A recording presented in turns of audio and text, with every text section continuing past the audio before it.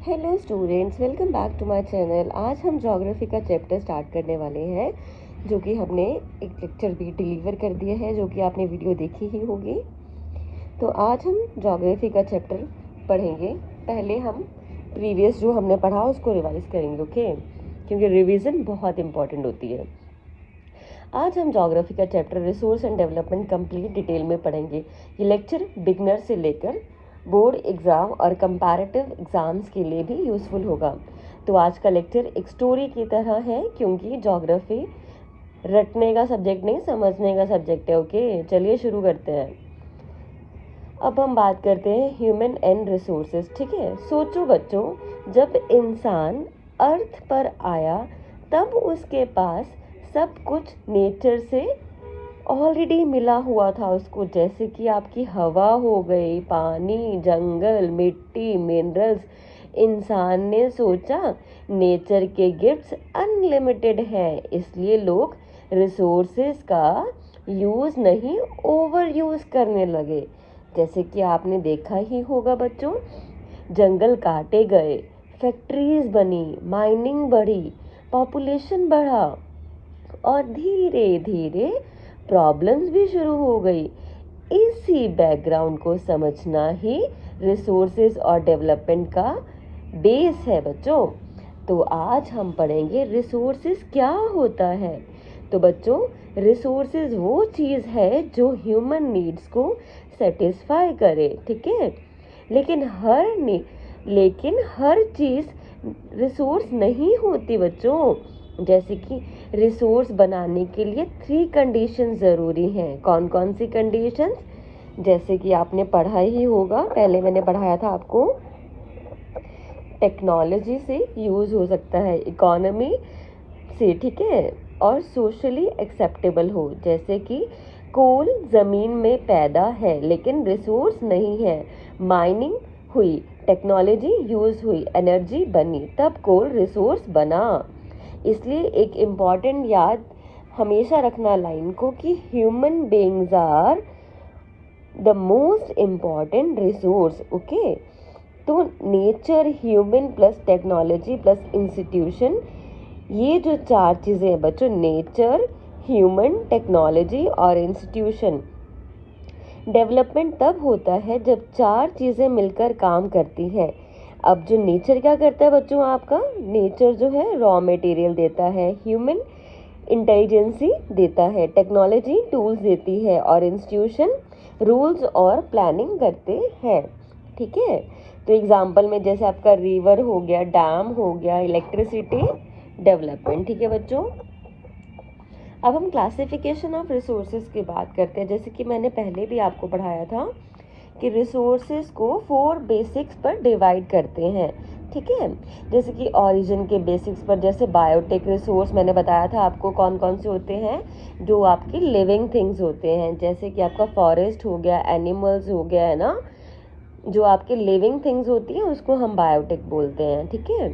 अब हम बात करेंगे अबायोटिक रिसोर्स। अबायोटिक रिसोर्स में बच्चों नॉन लिविंग थिंग्स होती हैं, जो कि लिविंग नहीं होती, नॉन लिविंग थिंग होती है। जैसे कि आपका वाटर हो गया, मिनरल्स हो गए, सॉइल हो गए, ठीक है। अब हम सेकंड पढ़ेंगे बेटा एग्जॉस्टिबिलिटी के बेसिक्स पर।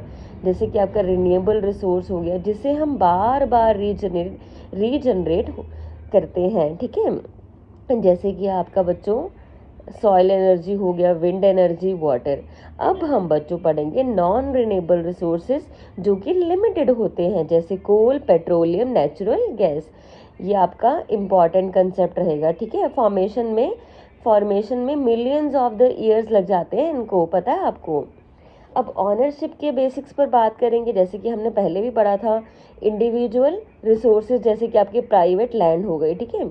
कम्युनिटी रिसोर्सेज बच्चों जैसे कि पार्क, प्लेग्राउंड, ठीक है। नेचुरल रिसोर्सेज में आपके फॉरेस्ट, रिवर्स आ जाएंगे। और इंटरनेशनल रिसोर्सेज में बच्चों oceans beyond the national boundaries. अब हम बात करेंगे स्टेटस ऑफ डेवलपमेंट के बेसिक्स पर।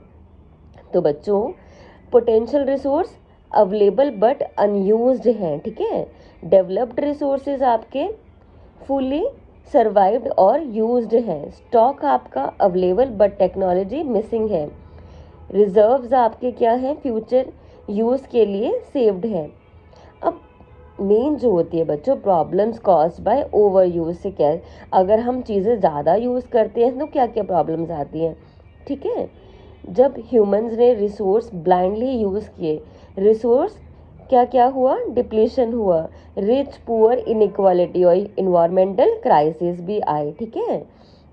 जैसे कि बच्चों आपने देखा ही होगा, ग्लोबल वार्मिंग हुई, पॉपुलेशन में कितनी प्रॉब्लम्स आई है ना, पॉल्यूशन भी बढ़ा है ना, लैंड डिग्रेडेशन हुआ, ओजोन लेयर भी डैमेज हुई है ना, और अर्थ ने वार्निंग देनी भी स्टार्ट कर दी। तो बच्चों अब हम बात करेंगे सस्टेनेबल डेवलपमेंट की। अब सस्टेनेबल डेवलपमेंट क्या होता है, अब दुनिया को समझ आया कि डेवलपमेंट ज़रूरी है पर इन्वायरमेंट भी ज़रूरी है। क्या है, इन्वायरमेंट भी ज़रूरी है। अगर इन्वायरमेंट को डिस्ट्रॉय करेंगे तो कुछ भी नहीं मिलेगा, प्रॉब्लम्स ही प्रॉब्लम्स आएंगी, ठीक है। डेवलपमेंट को प्रेजेंट नीड को फुलफिल करने के लिए आप फ्यूचर जनरेशन के राइट्स को कॉम्प्रोमाइज़ नहीं कर सकते। सिंपल लाइन में हम बात करेंगे तो use resources today so tomorrow survives, okay. Plants trees while using forest. अब हम अर्थ समिट की बात करते हैं जो 1992 में हुई थी, ठीक है। 1992 में दुनिया के लीडर ब्राज़ील के फेमस सिटी में आपकी ये जो समिट थी ये हुई थी, ठीक है। मीटिंग का जो गोल था वो आपको environment protection, climate change control और बायोडाइवर्सिटी के बारे में था। इसी मीटिंग में सस्टेनेबल डेवलपमेंट ग्लोबल जो है आपका गोल बना, क्या बना बच्चों, गोल बना। इसमें एजेंडा 21 में क्या बात की गई थी कि वर्ल्ड लीडर ने एक एक्शन प्लान बनाया जिसे बोला गया आपका 21 एजेंडा।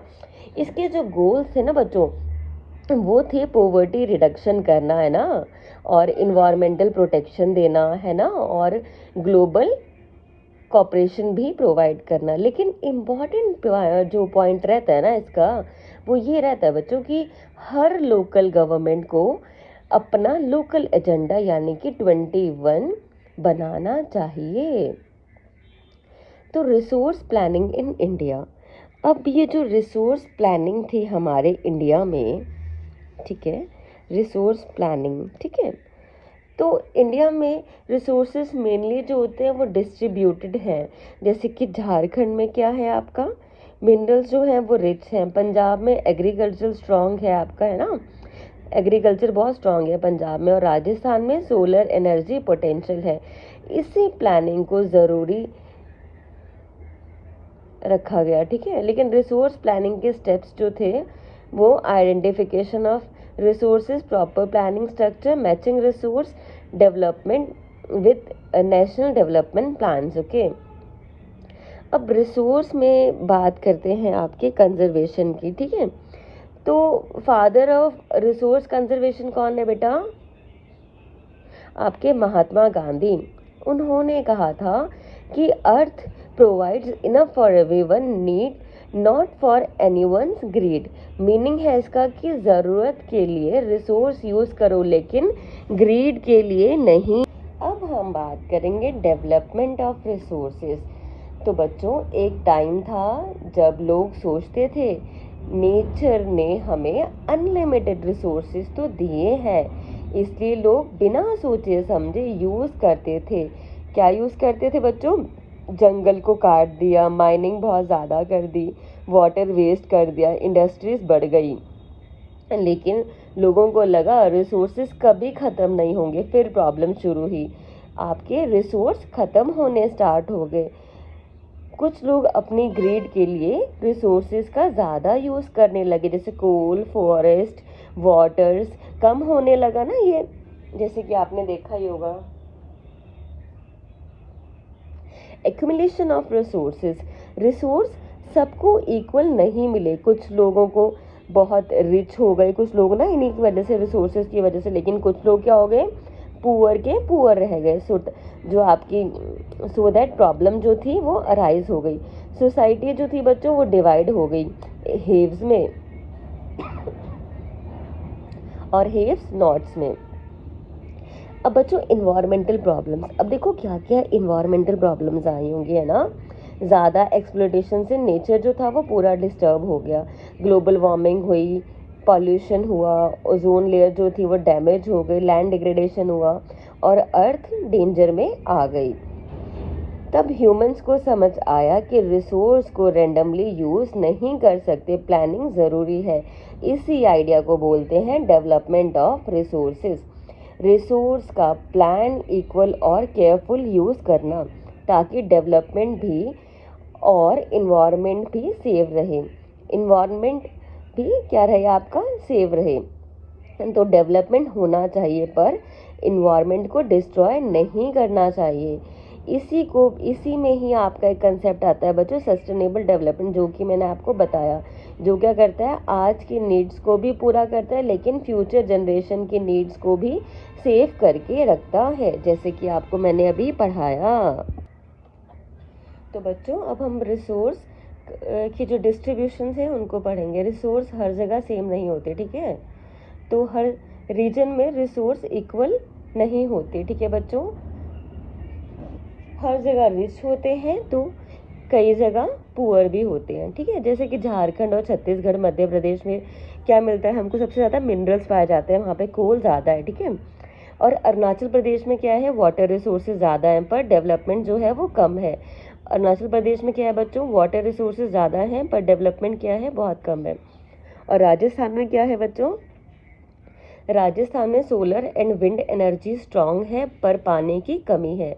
और लद्दाख में क्या है, जैसे कि आप देख सकते हो बच्चों, लद्दाख में कल्चरल तो रिच है पर वाटर, मिनरल्स और इंफ्रास्ट्रक्चर की कमी है, इसलिए हमें बैलेंस रिसोर्स प्लानिंग करनी पड़ती है, नेशनल से लोकल लेवल तक। तो अभी आपको एक एक्टिविटी भी दी गई है बच्चों, तो तुम बच्चों एक काम कर सकते हो, अपने टीचर को भी बोल सकते हो कि तुम्हें ये एक्टिविटी कराएंगे। तो अपनी स्टेट के रिसोर्सेज की लिस्ट बनाओ, ठीक है, कौन कौन से रिसोर्सेज इम्पॉर्टेंट हैं और उनको आप लिख लेना, ठीक है। ये इंपॉर्टेंट एक्टिविटी है, आप अपने टीचर्स को बोलना कि वो आपको करवाएंगे। और टीचर्स अगर आप ये वीडियो देख रहे हैं तो मेक श्योर कि आप भी अपने बच्चों से एक्टिविटीज़ करवाओ, okay. Resource planning in India, ये बहुत इम्पॉर्टेंट है कि कैसे रिसोर्स प्लानिंग हमारे इंडिया में हुई। रिसोर्स प्लानिंग का मतलब है रिसोर्स का यूज़ सही तरीके से करना, फ्यूचर के लिए प्लानिंग करना, ठीक है। तो पहला है आपका आइडेंटिफिकेशन। आइडेंटिफिकेशन में कौन से रिसोर्सेज हैं, सर्वे हुआ, उसका मैपिंग हुई, मेजरमेंट हुई। अब स्ट्रक्चर जो हुआ प्लानिंग का, जैसे कि आपकी टेक्नोलॉजी स्किल्स हो गए और इंस्टीट्यूशंस का यूज़ करके plan banana, matching with national plans, आपके नेशनल प्लान्स के साथ मैचिंग हुआ और रिसोर्स प्लान्स को कंट्री के डेवलपमेंट प्लान से मैच करना। जैसे कि इंडिया ने ये काम किया है, कौन सा, 5 ईयर प्लान्स के थ्रू के। तो बच्चों ये इम्पॉर्टेंट कंसेप्ट है, सिर्फ रिसोर्सेज होने से डेवलपमेंट नहीं होती, टेक्नोलॉजी ना हो तो इंस्टीट्यूशन वीक हो जाता है, ठीक है। तो ये रीजन जो है वो बैकवर्ड रह जाता है, ठीक है। एग्जाम्पल से समझेंगे, जैसे कि आपको अगर रिसोर्सेज रिच बट बैकवर्ड क्या है आपका, बैकवर्ड एरिया कौन सा रह गया आपका, झारखंड। रिसोर्स तो पुअर है बट डेवलप्ड है, कौन सा आपका कंट्री है वो, जैसे कि जापान, स्ट्रॉन्ग है ना टेक्नोलॉजी वाइज। तो बच्चों ये है आपका चैप्टर, ठीक है, जैसे कि आप देख सकते हो, ठीक है। तो अब हिस्ट्री का जो रोल रहेगा इसमें, जैसे कि पहले जो कंट्रीज पावरफुल थी वो कौन सी थी, यूरोप थी, उन्होंने कॉलोनीज बनाई हुई थी, ठीक है। रिसोर्सेज को एक्सप्लॉइट किया इन्होंने, है ना, क्योंकि उनके पास बेटर टेक्नोलॉजी थी, है ना, यूरोप के पास। लेकिन रिसोर्स तभी यूज़फुल होते हैं जब क्या होता है, आपके पास टेक्नोलॉजी होती है, स्किल्ड पीपल होते हैं और प्रॉपर प्लानिंग होती है बच्चों, तभी ये जो आपके रिसोर्सेज हैं वो आपके लिए यूज़फुल होते हैं, ठीक है। अब हम बात करेंगे कंजर्वेशन ऑफ रिसोर्सेज, जो कि आपकी, जैसे कि आप देख सकते हो, कंजर्वेशन ऑफ रिसोर्सेज इम्पॉर्टेंट हैं डेवलपमेंट के लिए, पर अगर हम ज़्यादा यूज़ करें, ओवर यूज़ करें, वेस्टेज करें तो क्या होगा, प्रॉब्लम्स क्रिएट हो जाएंगी, ठीक है। तो प्रॉब्लम्स होती हैं, इन्वायरमेंट क्या हो जाएगा, डैमेज हो जाएगा आपका पूरा, है ना, और इकोनॉमिक प्रॉब्लम्स हो जाएंगी। ठीक है बच्चों, तो रिसोर्सेज को कंजर्व करना, बचाना, सही यूज़ करना इसका। ठीक है, तो गांधी जी का भी एक आइडिया था कि महात्मा गांधी ने कहा था अर्थ पर सभी ज़रूरत के लिए इनफ है, पर किसी की एक की ग्रीड के लिए नहीं। समझ आया बच्चों? लालच नहीं करना होता है हर चीज़ के लिए। ठीक है।